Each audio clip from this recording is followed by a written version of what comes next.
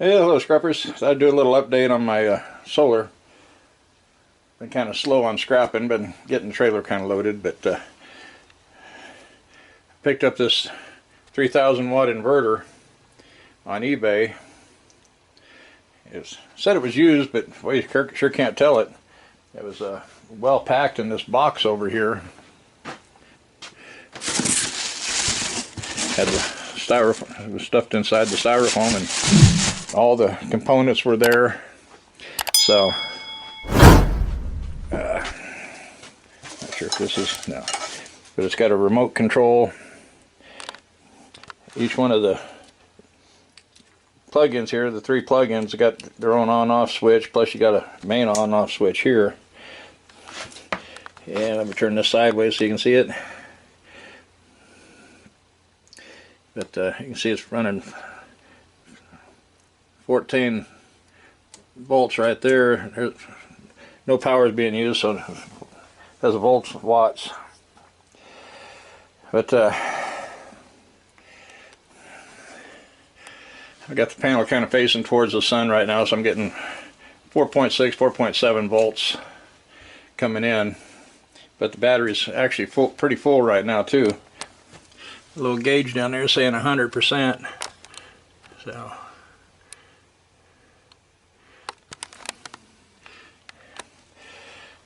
but we had 2-3 days of rain here and overcast, and I used quite a bit of power running this one computer overnight, and it took about 3 days to get it charged back up because of all the overcast. I'm just using that one solar panel, plus I was using a little power here and there through the day. But that 3,000 watt, that's running all my power tools, everything. But kind of show you what I'm got going here right now. I did turn that on, right? Yeah, it's on. Take it, go over and make a cut probably here a little bit. But dug me a post hole. I'm going to make me a little solar array kind of right here. It'll hold 12 panels, 100 watt panels, because so what I've got right now is just that one 150 and that one 100 over there. So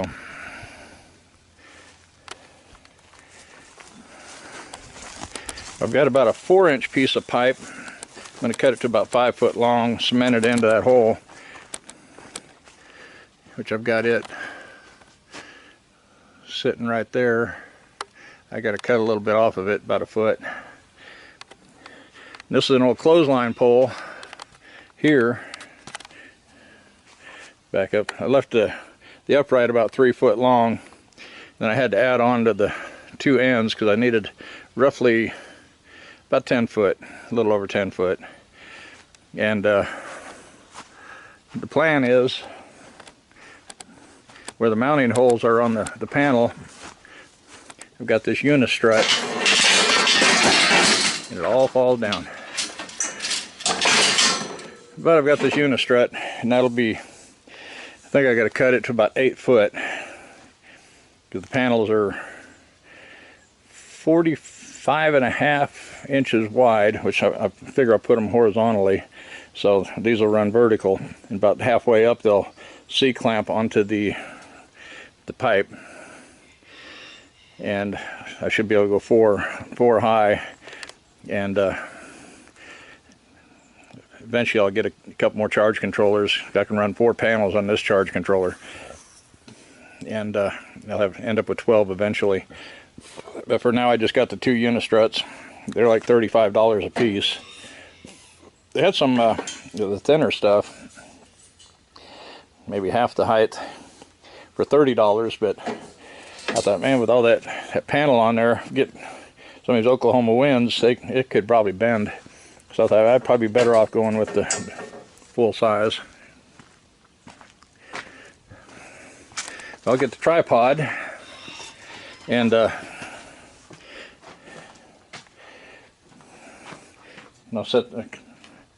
get the angle grinder and give that a cut real quick. I got to put the welder away yet too. Well, I'm not really done with it yet, because One thing I want to do yet, I want to come down about 4 to 6 inches on this and put drill 4 holes in it, weld nuts on there and run bolts in there, and then I want to come down about 3 foot, about 2.5 foot. That upright's 3 foot, so I'll come down about 2.5 foot and do the same thing. Then I can tighten it up and kind of aim it the direction I want, tighten it up, and then with the C-clamps on the horizontal, then I can set my tilt, my pitch, whatever, on the panels. I watched one video and they were saying the summer solstice, which is June 21st, is a good time to set and aim your solar array. And then I watched another guy, and I think he said April and like September or something like that, because which he made sense, a lot of sense. He's talking about how spring and fall is kind of hazy, cloudy a lot, and so that would, and it's kind of midway between summer and winter, where summer you're getting a lot of sun, a lot of good sunshine and everything, but the panels get hot, and when the panels get real hot, it kind of reduces the output power. The panels work best in cooler weather, but wintertime you got the coolness, but you don't really have the intense sun, because the sun's a lot lower down, in the sky because of the tilt of the earth during the summer. So he was saying somewhere in between there, or you could even actually aim it, during the winter solstice, because like I say, summertime you're going to get good intense sunshine anyway. But I'm going to go ahead and cut this. So with the angle grinder on, we're using solar power.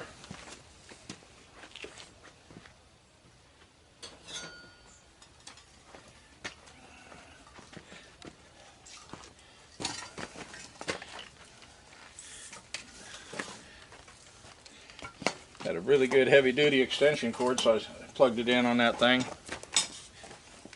Let me make sure that I'm in. Try to drag that over here. You can see it's almost as big as my little finger.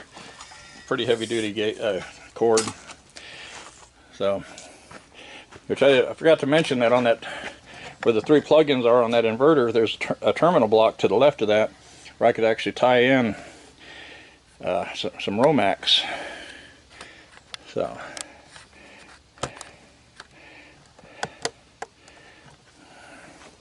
if you're wearing earbuds, turn your volume down or pull them out real quick.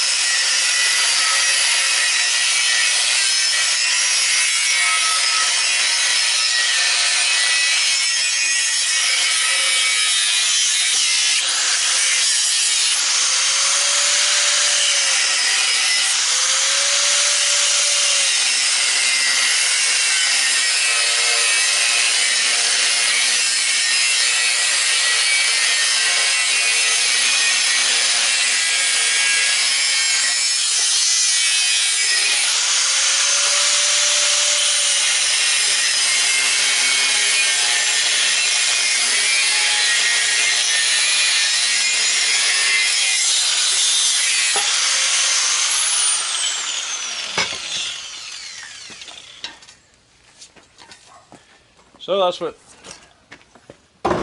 solar power can do. Yeah, for several days there, my batteries are staying topped off, and I was trying to use them for a little bit, but all I had was that 500 watt inverter, so I couldn't run a whole lot of power. Right now I could probably run my wiring in for all my lights and it would probably wouldn't have a problem running all the lights and my plug-ins.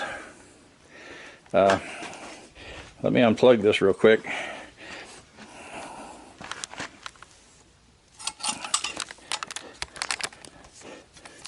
I've got this extension cord plugged into double.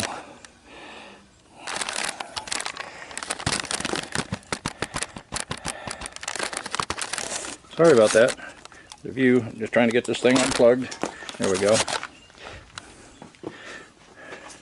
That was one of my tests about, you know, okay, will it run that?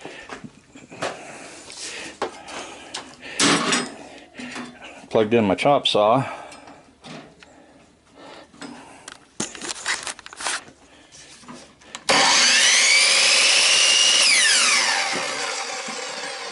It runs that just fine. Let me set you down here for a minute. Unplug this thing again. The real test, I figured, was going to be my air compressor. Because I was watching a guy do a review on a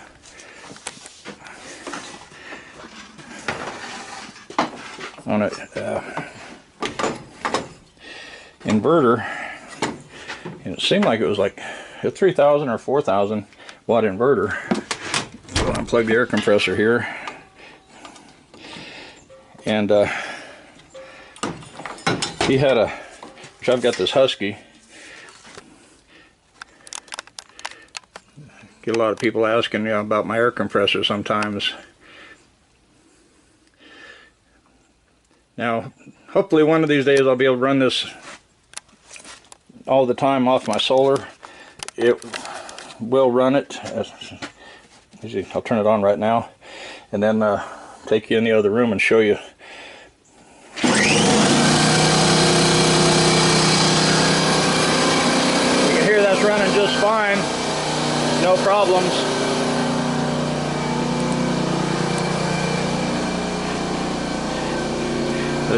Look at pulling that battery down pretty fast.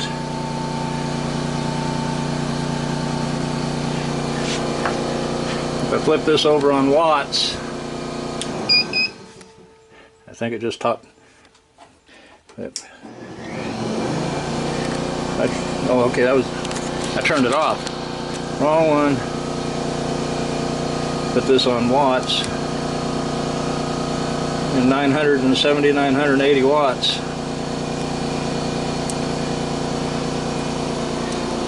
So, it'll pull it. But it pulls that little battery down too, that 100 amp battery. So,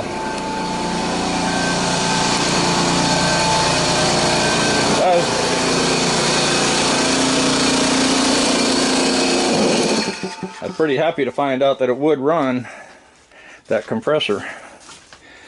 But I think before I do that, I'm going to have to get at least 4 solar panels and maybe another battery. See, now that the load's off, it's come back up to 90%, 91. It's still climbing. So 92%, 93.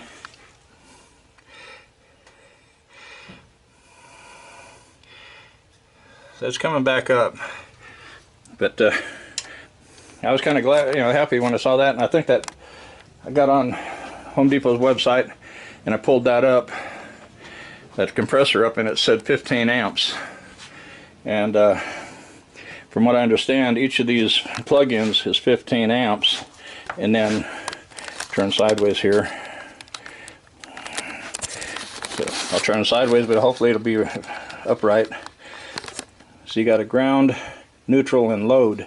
So I can pull this cover off with a couple screws here, pull that off, and I can wire in some Romax, and I can wire in plugs everywhere I need them.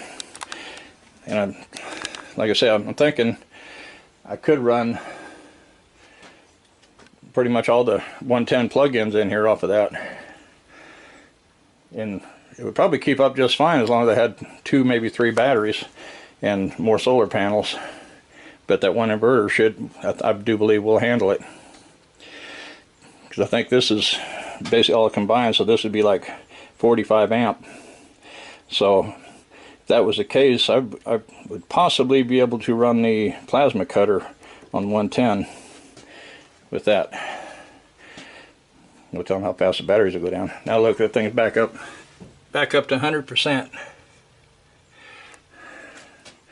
So I'm curious just to let that thing run, and I'm out there using the air chill to let it run, you know, 2 or 3 cycles and see how much battery power is left. But like I said, I'm getting ready to build that array.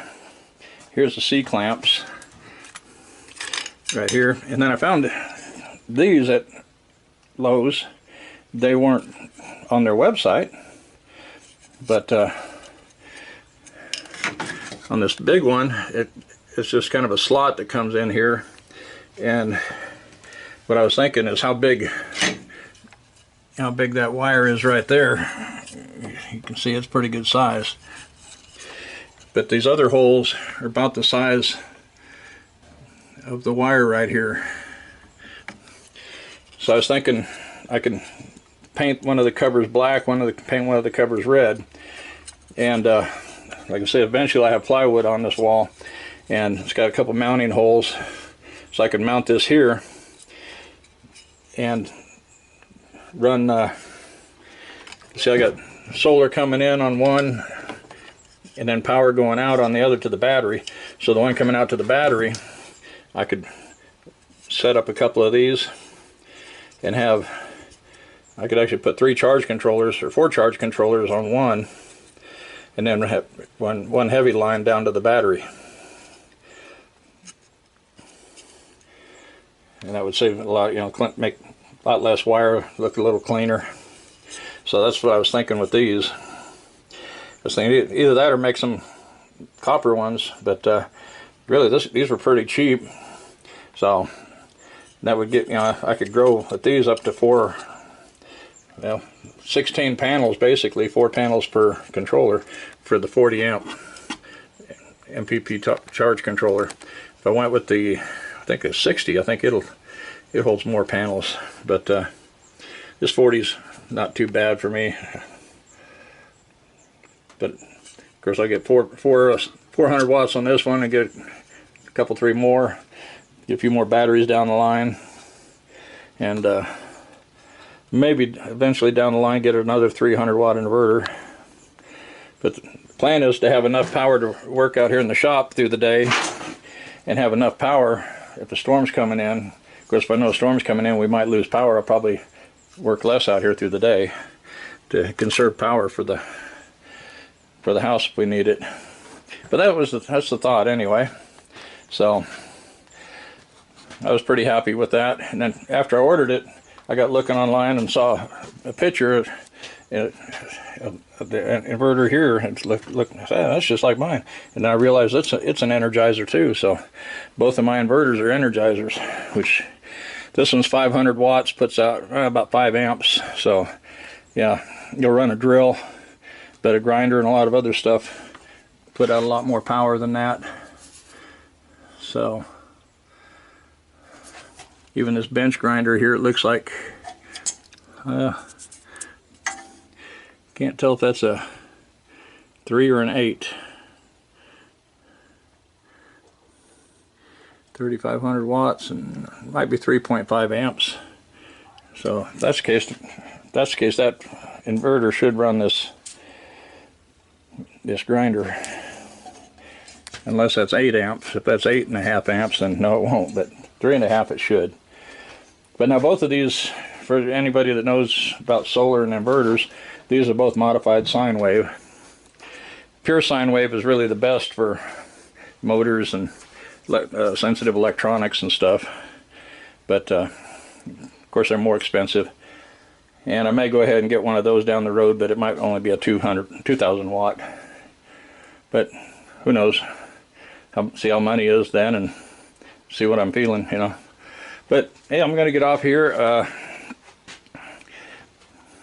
I can probably put a link to these, but they're on eBay, so can't really put it in my Amazon affiliate store.